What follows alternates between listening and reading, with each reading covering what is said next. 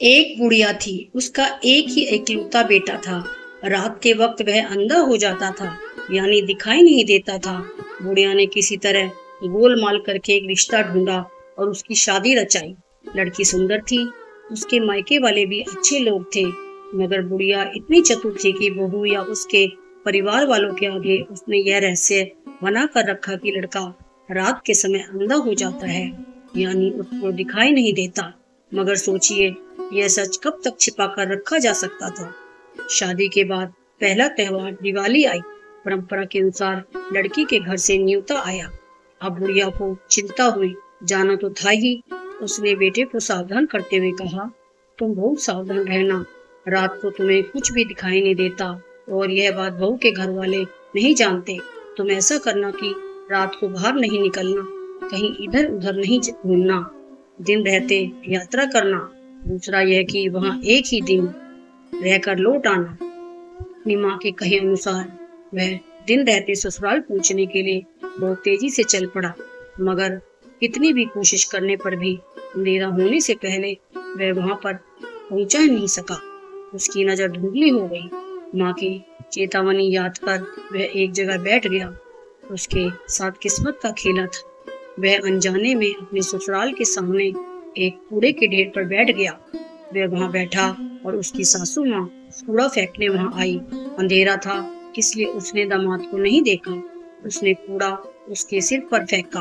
दामाद बेचैन होकर उठा तो सासू माँ ने उसे पहचाना कि यह कोई और नहीं, उसका दामाद ही है। जो होना था वो हो चुका, अब उसे पछताना ही था। उसने बहुत मंसूबे बना रखे थे। दामाद पहली बार घर आ रहा है तो उसकी बहुत अच्छी भाव भगत करेगी, धूमधाम से त्योहार मनाएगी, रिश्तेदार और पड़ोसियों के आगे उसका सत्कार करेगी। मगर छी, यह क्या हो गया। उसको रोना आ गया। शर्म के मारे ये तेजी से घर के अंदर भाग आई। सड़क पर उसका 10 साल का बेटा भैंस को भगाता हुआ घर लौट रहा था। उसको देखते ही उसने कहा, बेटा, तुम्हारे जीजा आए हैं, मगर पता नहीं क्यों वे हमारे घर के कूड़ेदान ढेर पर बैठ गए हैं। शायद पेशाब करने बैठे होंगे। मैं उन्हें वहां बैठे देख नहीं पाई, उनके ऊपर कूड़ा फेंक दिया। उन्हें मुझ पर गुस्सा आया होगा। तुम्हें वे बहुत चाहते हैं, तुम भी बहुत चाहते हो ना। उन्हें घर के अंदर बुला लाओ। लड़का जीजा जी काटते हुए उसकी तरफ भागा। जमाई के पास जाकर कहा, जीजा जी आइए ना घर के अंदर, यहाँ पर क्यों बैठे हैं। उसने उसका हाथ पकड़ा।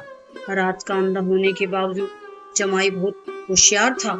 उसने जवाब दिया, मैं यहाँ कूड़े पर इसलिए बैठा हूँ कि जानूं तो कि इस में से कितनी गाढ़ी खाद निकलेगा।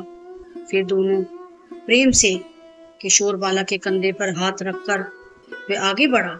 भैंस ने उसे घूर कर देखा, उसे धक्का मारने आई तो तेज आवाज सुनकर उसने थोड़ा सा पीछे हटकर पूछा, यह क्या है। लड़के ने जवाब दिया, यह हमारी भैंस है, मैं इसे चराने ले गया था। उसको तो अपना दोष छुपाना था। कहा, ओहो, यह भैंस बहुत बड़ी है। फिर वह भैंस की पूंछ पकड़कर आगे बढ़ा। इस तरह वह आगे बढ़ने पर वह धान के भंडार के पास आई। उन दिनों अनाज को जमीन में गड्ढा खोदकर खत्ती बनाकर उसमें जमा किया जाता था। वह अंधा उस गड्ढे में गिर पड़ा। लड़के ने घबरा कर पूछा, हाय जीजा जी, क्या हो गया? क्या आपको ढंग से दिखाई नहीं देता? जवाब में दामाद ने कहा, ऐसी कोई बात नहीं, मैं सिर्फ यह जानना चाहता था कि यह अनाज का भंडार कितना गहरा है। मैं भी इसी तरह का अनाज जमा करने वाला एक भंडार खुदवाने वाला हूँ। कोई बात नहीं, तुम अब मुझे हाथ का सहारा दो, मैं ऊपर आता हूँ। यह कहकर इस बार भी उसने प्राकृतिक दोष को उसने छुपा लिया। दीवार का सहारा लेकर वह आगे बढ़ा। लड़के ने फिर पूछा, जीजा जी, आप दीवार का सहारा लेकर आगे बढ़ रहे हैं, क्या आपकी नजर ठीक नहीं है? जवाब में उसने कहा, छी, तुम यह क्या कह रहे हो? मैं तो सिर्फ तुम्हारे घर की दीवार की लंबाई नाप रहा हूँ। घर के दरवाजे पर एक भेड़ा खड़ा था। वह उससे टकरा कर गिर पड़ा। तब भेड़ा ने अपने सींगों से उसे भौंका। लड़के ने भेड़ा को एक चाटा दिया और जीजा को सहारा देकर उठाया। फिर पूछा, जीजा जी, आपने भेड़ा को नहीं देखा क्यों? नहीं नहीं, तुम समझो मेरी बात। इसका आकार देखकर मुझे इससे टकराने का मन हुआ, मगर देखो, मुझे तो इसने भूख दिया। जमाई ने कहा। अंधेरा गहरा हुआ, रात हुई, सब लोग खाना खाने बैठ गए। सामने पटिये पर थाली रखी थी। त्योहार के अवसर का बढ़िया भोजन था। तो सासू जी स्वयं परोसने आ गई। विशिष्ट संदर्भों पर महिलाएं खूब सज धज कर काम करती हैं। सासू जी नुपुर और चूड़ियां पहनकर परोस रही थी। चूड़ियों की खनखनाहट से जमाई साहब ने समझा कि भेड़ा दोबारा आया है। वह डर गया। घबराहट में आवाज सुनकर उस तरफ अपनी प्लेट उठाकर फेंकी। वह प्लेट सास के पांव पर लगी। वह घबराहट में रसोई की तरफ भागी। सासू को लगा कि जमाई गुस्से में उससे बदला ले रहा है। एक तो यह कि उसके सिर पर कूड़ा डाल दिया था, और दूसरी वजह यह कि बेटी को परोसने भेजा था, फिर बेटी ने खुद उसे खाना परोसा।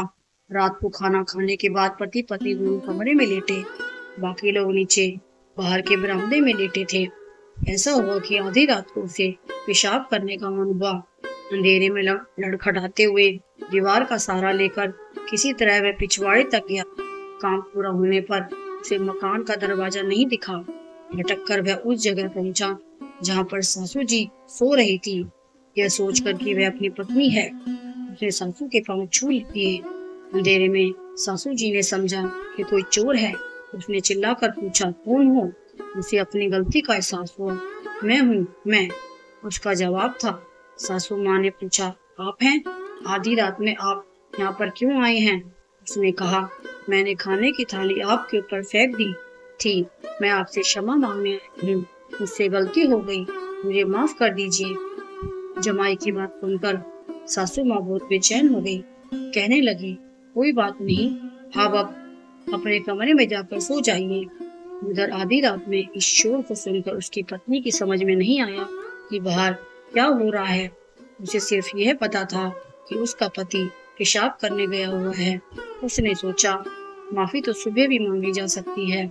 आधी रात में इन लोगों की आवाज सुनकर पड़ोसियों को कुछ गलत फहमी न हो जाए, यह उचित नहीं रहेगा।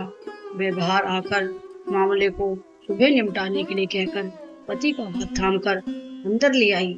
रात बीती, सुबह हुई। जमाई उठकर अपने गांव जाने की तैयारी में लग गया। कहने लगा, मैं बहुत व्यस्त हूँ, बहुत काम है, मुझे जाने दो। इस तरह अपनी बीवी को मनाकर सास ससुर से कहकर अपने घर के लिए निकल पड़ा। किसी को भी पता नहीं चला सका कि वह रात का अंधा है। अपने इस कुशल व्यवहार पर खुशी मनाते हुए भी वह अपने गांव लौट आया। दोस्तों, आपको यह कहानी कैसी लगी? कमेंट करके जरूर बताएं।